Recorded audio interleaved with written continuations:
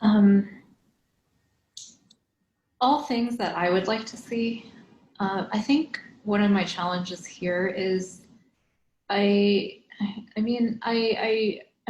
deeply empathic, and I take on a lot of what others are feeling and struggling with.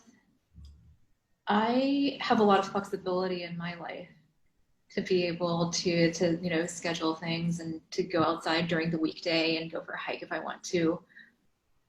Everyone I work with is in corporate, and I know they're in places where there's no line between life and work anymore. And getting on Zoom and meetings and like everything just blurs together. And I hear this constantly, and I feel it. And so I know that a lot of my clients are not in places where they're able to make that separation as well as I can, and to be able to schedule when they want to be on Zoom, and to be able to pick and choose like whether they attend the panel or not. And so I think a lot of that stress is sort of spilling over onto me sometimes. And when I run my sessions, how people show up is a reflection of that. And I deeply feel that and worry about it. And I know that it's been really difficult for someone to even like carve out the 5 minutes it would take to, put on a song and dance to it, because it's just like the emails keep coming. And I know that world really well. And I know how hard it is to put your phone down and to not to feel like you're not constantly on call. And when you're working from home, it's almost impossible at that point. And so, yeah, I think these are all great ideas. I just wonder, it's like, well, I can implement them, but is it even,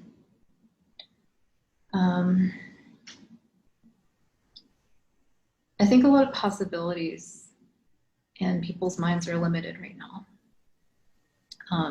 Like and even with children, you're trying to homeschool like right next to you. It's difficult to ask people to be like, please focus on this, even for 5 minutes. And if there's some amount of challenging you can do, and some amount of, you know, creating your own experience, but I just also want to be sympathetic to that inability to create that distance from your work or from your children that this whole COVID thing has us living with. Yeah, I hear you. I hear you there. Um, that's like a real reality for many people, and I really do. I call out your empathy there. Two things come to mind here, and then we're gonna go to Daniel afterwards. I'm gonna leave it a thing on this here.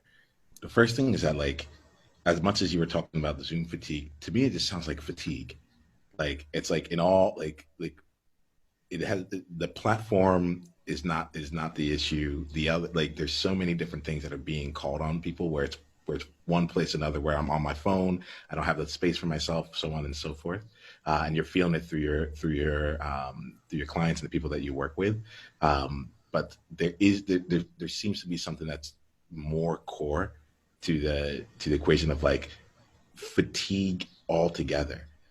And it would be like what feels in this thing in this conversation is like the things that might energize your community, right? Maybe things that we need to like that need to come out of your own community for that.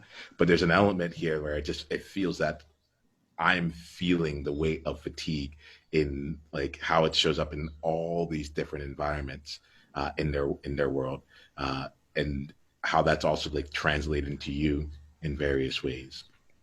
I just want to call that out because that does feel different than like this one specific vehicle, this one specific online context.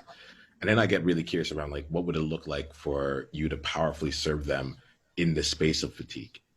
One of the things that like I love talking about intentionality versus default in my spaces here, like like I know that the outside world default is I don't have any time, and I intentionally try and create a space where it's like when we come here, like you're like it is energizing in itself, so on and so forth, right? But to almost be the antidote along that path for them, where it's where they aren't getting more of the same, but when they enter this space with me, it's something different. It's crafted in a different way, and so there's an element of me that just like wants to open that up, and like, it gets like really curious about it for you, where it's like in the empathy that you have, what if it would be even more powerful or more serving to them to act to not have to go down the path with them in that space, but use the gift that you have of being able to choose more of your time and use that flexibility to help them be able to craft out and create more from their perspective.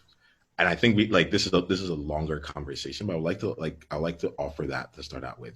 And I say that because like usually I'll like I know you work with different executives and things like that. They're like, this is just how things are. And I'm like, no, that's how things were. And like we had COVID and the whole world went into this different, like we had to figure out how we were navigating, and people were taking on, they were choosing different ways of being. And I'm seeing how we're bringing back the way things were into how things are now. And it's really like, it's really difficult because we don't have anywhere near the amount of variety and places to get energy back. And I get really curious about what it might be like if you were part of that solution of helping them create something different that wasn't the default of what most other spaces are asking for or calling from them. We're just getting started. Click on the link below to watch the full conversation and go to niyamaashawn.com/tribe to get additional resources and exclusive invitation to tribe only events. Journey on.